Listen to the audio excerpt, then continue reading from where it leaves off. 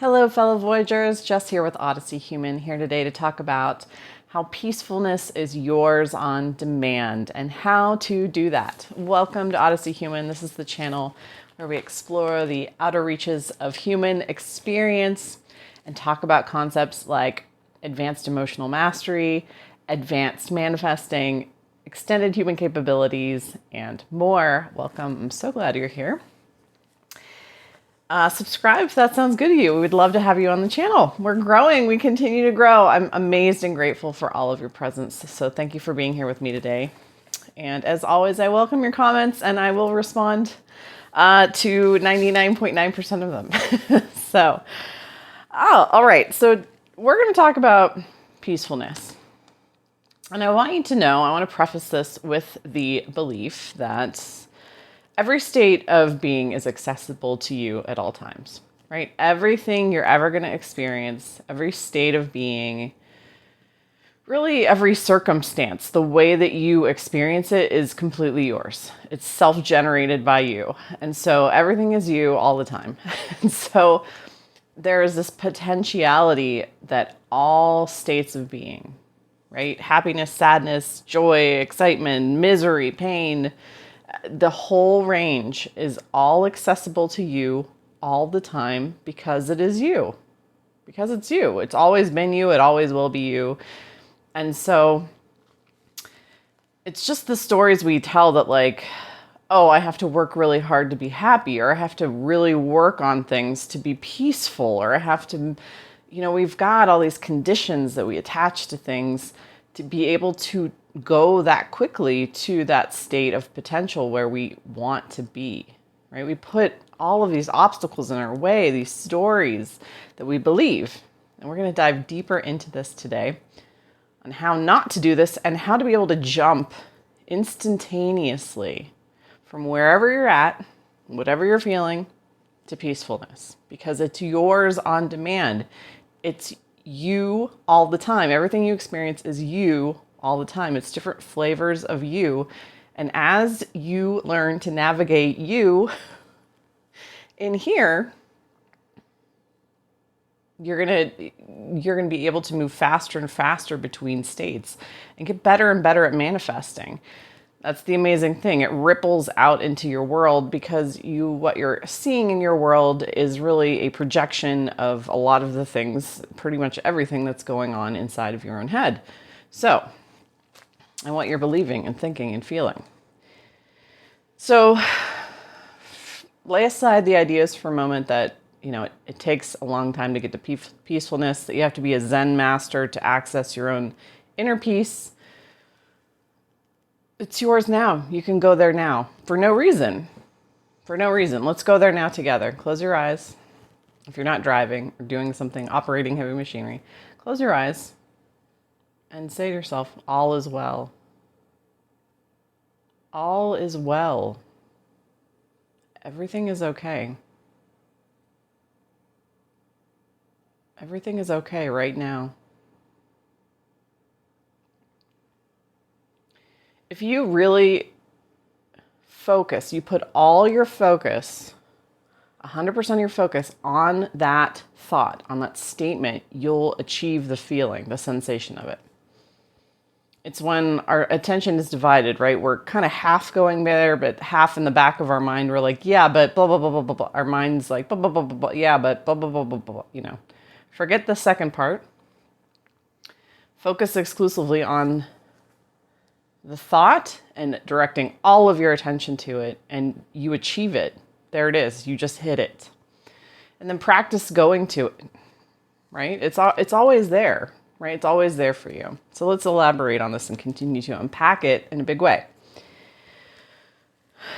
So the problem, and this isn't a problem, the habit most of us have is that we wait for a reason to go there. We wait for a reason on the outside to go achieve peacefulness, right? We wait until everything in 3D reality is perfect, and then we can, okay, I feel peaceful, I feel calm, I can relax, I can rest, I can be content, right? We wait for a reason in 3D reality. Go there for no reason. Practice going to those states for no reason and accessing them for no reason. and directing your attention masterfully. And that's part of learning how to manifest, is directing your attention masterfully, right? And directing your thoughts masterfully to achieve these states that are always there for you. They're never going to go away. They've always been there. They'll always be there. And hitting them more and more often, going there more intentionally, right? Regardless of what's happening on the outside. Because the circumstances in 3D are always neutral. Believe it or not, what's happening in your life in the 3D reality is always a neutral event. The event itself does not carry the emotion. The emotion that we feel is based on two things. The story we're telling, so the thoughts we're having about it, right? The story we're telling. Are we telling a happy story or a sad story? An annoyed story or a pleasant story? And then the feelings, the sensations in our body are also part of that, because what we feel in our body are thoughts that our body are thinking. So our mind as an entity has thoughts, right? That's the narrative we're telling. But then our body has thoughts. And those are the sensations in our body that we experience. So like, I'm tired. Like, you'll get signals from your body. Your body is thinking it's tired. And then what we do with those two data streams, right, that are kind of in our inner world, is we automatically believe them. We don't even question most of the time. Unless we've practiced this cognitive ability, we will just automatically believe the story we're telling and believe the signals our body is sending us. Just automatically. That's just truth, right? That's the way it is. However, what if it's not? What if you stopped believing? This is a really interesting thing to do. And this really helps me when I'm in this gap. It creates the gap. I've talked about the gap before of just acknowledging that we are not solely, we're so much bigger than the story we're telling, and we're so much bigger than the feelings, the sensations that we're having in our body, right? We're more than just our body. We're more than just our mind. There's something bigger behind us. And to me, it's encapsulated in the witness. There's an aspect of you that's always witnessing the thoughts, witnessing those feelings. And that part of you is always in control. That's your power center, right? Your pure awareness, right? That part doesn't ever get ruffled. It doesn't ever get drawn into the emotional reaction. It's just watching. That's the witness. And assuming the position of the witness then more and more often, where you're just, and this is what they encourage in meditation, right? Just watch your thoughts go by. Just watch them. Detaching from the noise of the thoughts and the noise of whatever your body is feeling, and stepping into the witness allows you to have that objectivity and just kind of watch them go by. You're like, okay. But I want you to use some words instead. This is when, instead of naturally believing whatever you're feeling in your body or whatever you're feeling in your mind, simply knowing that you don't have to believe them, that you can instantly go to another state of being in your body too. That, to me, this is the magic, and this is where I really shine. I'm giving you an example.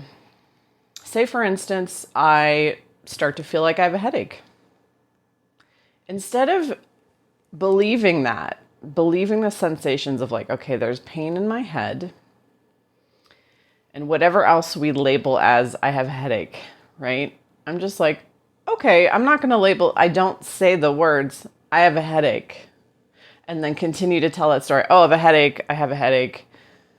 You can actually be like, okay, I'm feeling a sensation in my body, and not attach that meaning onto it that it is a certain thing, right? We put a label on it, and that creates a situation, and then we perpetuate it.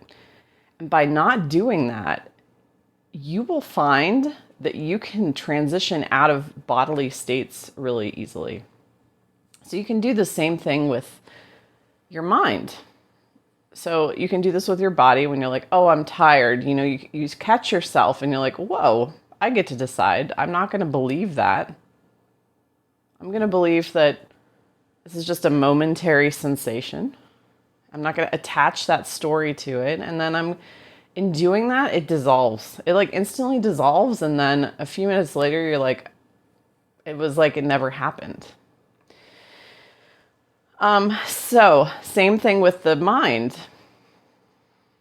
When we feel negative emotion, it's not the situation that is causing it. We automatically attribute it outside of us. It's the story we're telling inside of our own head that we're reacting to. And so if we change that story, it sounds so simple that it's like, that's not what's happening, but it is. Because when you stop telling the story, you're instantly going to feel better, right? When you shift the story just a little bit, the emotions attached to it are going to change instantly because it's the story, not the circumstance, that is causing the emotion to come up. The state of being that's initiating that state of being. So when you're feeling something you don't want to feel, and you would really love to be in a state of peacefulness, a state of inner calm, a state of contentedness, unruffledness, do this. Do this. Say to yourself, I'm doing that thing again. I'm telling that story again. And that, I'm going to choose something differently. I'm telling that story again. I'm just going to let it go. Or what's a different version of this story? Or I'm doing that thing again. Okay, I'm going to go direct my attention over here. Any of those options just creates that gap, that little gap enough where you acknowledge that you aren't that story. You aren't just assuming that it's true, right? It may or may not be true. We're not deliberating the truth. We're recognizing that it's the quality of the story we're telling that's causing our emotional state of being. So when you say, I'm doing that thing again, you acknowledge it. I don't have to believe this. Like, this is just the narrator in my head telling me something.